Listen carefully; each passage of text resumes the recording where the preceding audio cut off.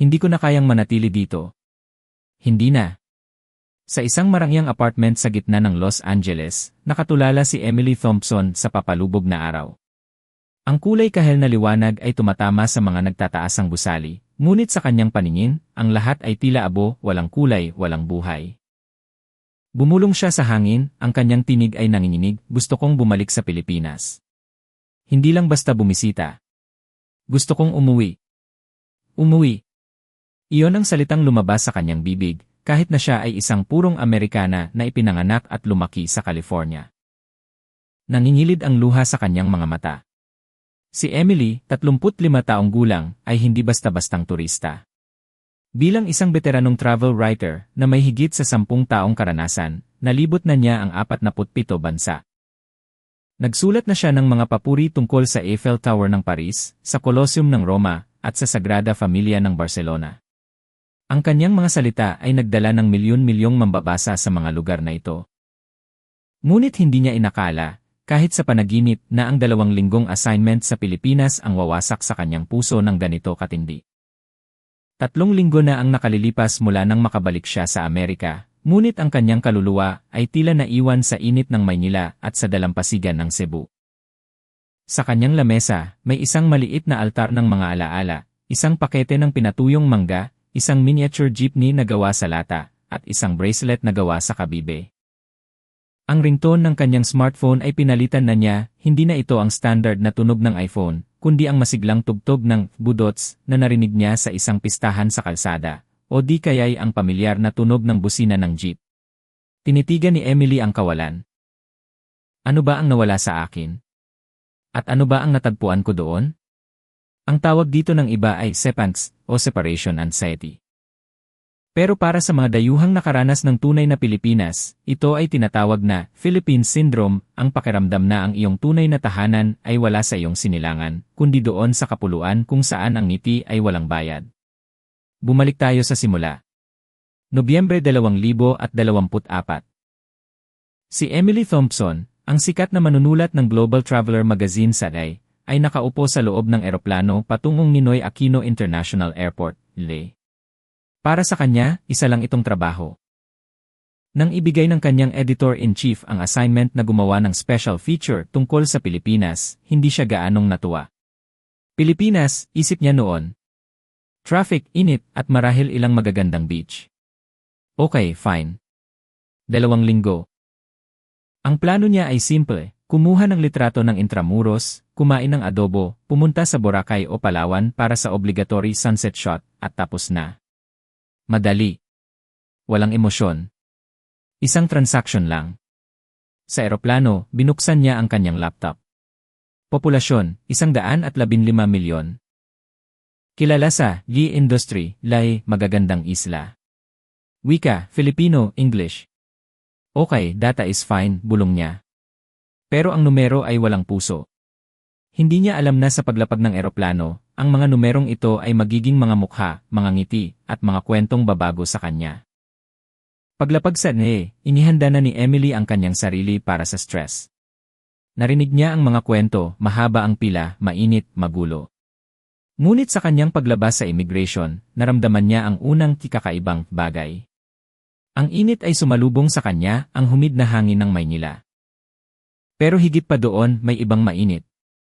Good afternoon, ma'am. Welcome to Manila, bati ng isang airport staff na tumutulong sa mga bagahe. Hindi ito yung mekanikal na bati na naririnig niya sa Europa o sa LA. Ang ngiti ng lalaki ay abot hanggang mata. Sa waiting area, nakita niya ang dagat ng mga tao. Mga pamilyang may hawak na placard, mga lobo, at mga banner na may nakasulat na Welcome Home 8 o We Miss You Kuya. Nakita niya ang isang matandang babae na umiiyak habang niyayakap ang isang lalaking bagong dating, marahil ay isang nesi. Ang higpit ng yakap, ang tawa, ang ingay ng paligid. Sa ibang bansa, ang ingay ay nakakairita. Dito, ang ingay ay tunog ng pagmamahal. Bakit ganito? Tanong ni Emily sa sarili. Ang daming tao, ang gulo, pero bakit parang ang saya nila? Sumakay siya sa grab car. Ang driver, si Kuya Rodel, ay agad na tumulong sa kanyang maleta. First time in the Philippines, ma'am? Tanong nito habang binabaybay nila ang Skyway. Yes, sagot ni Emily, medyo pagod. Naku, you will enjoy. Food is good, people are friendly. Traffic is bad, sorry ha, but don't worry, safe ka dito. Ang tono ng boses ni Kuya Rodel ay parang nakikipag-usap sa isang matagal ng kaibigan, hindi sa isang pasahero. Iyon ang unang entry ni Emily sa kanyang journal. Ang mga Pilipino ay nakikipag-usap na parang kilala ka na nila ng 10 taon. Kinagabihan, naglakad-lakad si Emily sa Bonifacio Global City, Yisi. Namangha siya sa modernidad pero hinahanap niya ang puso ng lugar. Nakaramdam siya ng uhaw kaya pumasok siya sa isang 7-Eleven. Sa Amerika, ang convenience store ay lugar na gusto mong labasan agad, madumi, minsan delikado, at ang cashier ay laging galit sa mundo. Paglapit niya sa pinto, may isang security guard. Good evening po, ma'am, bati ng guard sabay bukas ng pinto para sa kanya. Tumango pa ito ng may respeto. Natigilan si Emily. Security guard na nagbubukas ng pinto sa convenience store. Sa loob, iba ang mundo. Maliwanag, malamig at masaya. May mga estudyanteng kumakain ng sisig meal sa gilid habang tumatawa. May mga nagtatrabaho sa call center na bumibili ng kape. Kumuha siya ng isang bote ng C2 at isang siopaw. Pumila siya. Hi ma'am. Bola-bola o asado, tanong ng cashier na may masiglang boses. Asado please. Initin ko lang po, ma'am ha. Wait lang po. Ang salitang sipo. Napansin ni Emily na lagi itong ginagamit. Kahit mas matanda siya sa cashier, o kahit mukha siyang foreigner, naroon ang respeto. Nang iabot ang sukli, 2 kamay ang ginamit ng cashier. Salamat po, ma'am. Ingat po kayo. Lumabas si Emily na tulala. Swerte ka na kung tignan ka sa mata ng cashier. Dito, parang gusto ka pa nilang ipagbaon ng pagkain pauwi. Umupo siya sa isang bench sa labas at kinain ang siopaw. Mainit, malaman, masarap. Pero mas masarap ang pakiramdam na siya ay kabilang, kahit dayuhan siya. Sa 3 araw, nagising si Emily sa kanyang hotel sa Makati hindi dahil sa alarm clock, kundi dahil sa isang sigaw. Taho! Taho! Sumilip siya sa bintana. Isang lalaking may pasan na 2 malaking metal na lalagyan ang naglalakad. Nakita niyang nagtakbuhan ang mga bata at pati na rin mga naka-office attire na empleyado para humabol sa kanya. Bumaba si Emily para tignan. What is that? Tanong niya sa isang babaeng bumibili. It's taho, ma'am. Soy pudding with pearls and syrup. Yirhait, sagot ng babae nang nakangiti. Sinubukan ni Emily. Ang tamis ng arnibal, ang lambot ng tofu. Pero ang mas tumatak sa kanya ay ang interaksyon. Nakikipagbiruan ang magtataho sa mga customer. O, Suki, late ka na sa work, biro ng magtataho sa isang lalaking nakakurbata. Pa-extra na lang ng sago, manong, sagot naman ng lalaki. Wala itong katulad sa Starbucks culture, kung saan ang lahat ay nakayuko sa cellphone. Dito, ang pagbili ng agahan ay isang social event na realize ni Emily ang C. Proust effect. Ang sigaw na tahuo at ang tunog ng mga tricycle sa kanto ay magiging soundtrack ng kanyang alaala. Ito ang musika ng Pilipinas, hindi Beethoven, kundi ang raw, unfiltered na tunog ng buhay. Nagpunta siya sa Intramuros. Ang mga lumang pader na bato, ang mga kalesa.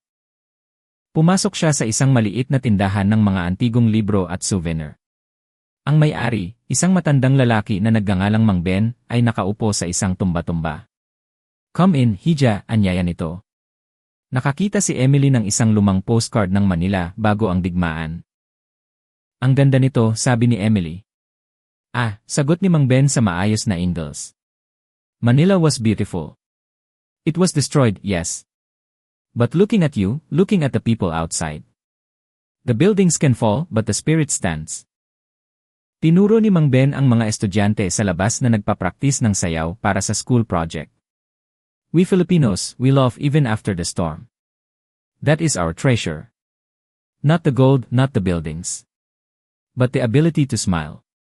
Binigyan ni Mang Ben si Emily ng isang maliit na abaniko. Libre na. A gift. Para hindi ka mainitan. Naluha si Emily. Sa Amerika, walang libre. Lahat may presyo. Pero dito, ang kabutihan ay ipinamimigay na parang candy. Habang naglalakad sa High Street, nakasalubong ni Emily ang isang batang couple na Frances, sina Pierre at Marie. May hawak silang mga paper bag ng kultura. "Excuse me, pwede bang pa-picture?" tanong nila sa Ingalls. Kinuha ni Emily ang litrato nila sa harap ng makulay na mural. "Ilang beses na kayo dito?" tanong ni Emily. "Pangatlo na," masiglang sagot ni Marie. "Galing kami sa Siargao last year, tapos Palawan. Ngayon Manila naman. Hindi ba kayo nagsasawa?" "Bakit hindi sa Thailand o Vietnam?" tanong ni Emily. Sumagot si Pierre, seryoso ang mukha. "Iba dito. Sa ibang bansa, maganda ang view. Pero dito, you feel like family. Yung hospitality. Hindi siya peke. It's real. When they ask, kumain ka na ba? Have you eaten? They really want to know." Dagdag ni Marie. "Pag-uwi namin sa Paris, namimiss namin ang Sir Maam sa bawat kanto. Namimiss namin yung init ng pagtanggap. Parang ang lungkot sa Europe pagkatapos mong galing dito." Tumango si Emily. Nagsisimula na niyang maintindihan. Sa ikalawang linggo, lumipad si Emily patungong Cebu. Sumakay siya ng ferry papuntang Bohol at bumalik sa Cebu City para sa huling leg ng trip. Isang hapon, habang naglalakad siya malapit sa Basilica del Santo Niño, biglang bumuhos ang malakas na ulan. Tropical rain, malakas, mabilis, walang babala. Wala siyang payong. Tumakbo siya papunta sa isang waiting shed pero basang-basa na siya. Nanginginig siya sa lamig ng hangin. Isang matandang babae, tindera ng kandila at sampagita, ang lumapit sa kanya. Gusgusin ang damit ng matanda, halatang mahirap ang buhay. "Maam, halika dito," sabi ng matanda sabay hila sa kanya sa masilong na pwesto. Kinuha ng matanda ang sarili niyang payong, lumana at may tagpi, at iniabot kay Emily. "Gamitin mo. Baka magkasakit ka." No, tanggi ni Emily. "Paano po kayo?" "Okay lang ako. Sanay na ako sa ulan. Ikaw, bisita ka dito. Dapat inaalagaan ka." Pinilit ng matanda ang payong sa kamay ni Emily. Kumuha si Emily ng 500 pesos para ibayad. "Huwag na," tumawa ang matanda na halos wala ng ngipin. "Tulong lang. Prayer na lang kapalit." Doon bumigay si Emily. Sa gitna ng ulan sa Cebu, umiyak siya. Hindi dahil sa lungkot, kundi dahil sa humanidad na sumampal sa kanya. Isang taong halos walang-wala, nagbigay ng proteksyon sa isang mayaman na turista, nang walang hinihinging kapalit. Ito ang imalasakit. Ito ang puso ng Pilipinas. Bago siya umalis, dumaan muli si Emily sa isang Jollibee. Ang saya sa loob. May birthday party ng isang bata. Nakita niya si Jollibee na sumasayaw. Ang mga crew ay pumapalakpak. Na-realize ni Emily, ang mga Pilipino ay may espesyal na kapangyarihan, ang bayanihan at kasiyahan sa kabila ng hirap. Sa Amerika, ang lahat ay transactional. Efficiency ang hari. Sa Pilipinas, koneksyon ang hari. Sa pagsakay niya ng taxi papuntang airport, kinausap siya ng driver. "Mamimiss ka namin, Maam. Balik ka ha?" "Babalik ako," pangako ni Emily. At alam niyang totoo iyon. Nobyembre, huling linggo. Nakabalik na si Emily sa Los Angeles. Paglabas ng Daga Airport, naramdaman niya agad ang lamig. Hindi lang sa temperatura, kundi sa hangin. Walang bumati sa kanya. Ang immigration officer ay masungit. Ang Uber driver ay hindi nagsalita buong biyahe, nakatingin lang sa hiya. Pagpasok niya sa kanyang apartment, ang tahimik. Sobrang tahimik. Walang tahuo. Walang busina ng jeep. Walang "Good morning po, Maam." Pumunta siya sa convenience store sa kanto kinabukasan. Madumi ang sahig. Ang cashier ay nakikinig ng music sa headphone at ni hindi siya tinignan habang iniskan ang tubig niya. "Receipt?" tanong lang nito ng padabog. Lumabas si Emily at napaupo sa sidewalk. Ito na. Ito ang Philippines Laws. Nag-search siya sa internet. Nakita niya ang libu-libong post ng mga dayuhan and miss the Filipino smiles. Does food taste bland back home? I want to hear Maam Sir again. Philippines is not the place, it's a feeling. Sinulat ni Emily ang kanyang artikulo. Ang pamagat, kung paano ako binuo ng Pilipinas sa pamamagitan ng pagwasak sa akin. Sinulat niya, ang Pilipinas ay hindi perpekto. Maingay, mainit, minsan magulo. Pero sa kaguluhan na yon, naroon ang puso ng sangkatauhan na matagal na nating nakalimutan sa kanluran. Ang kakayahang magmalasakit sa estranghero na parang kapatid.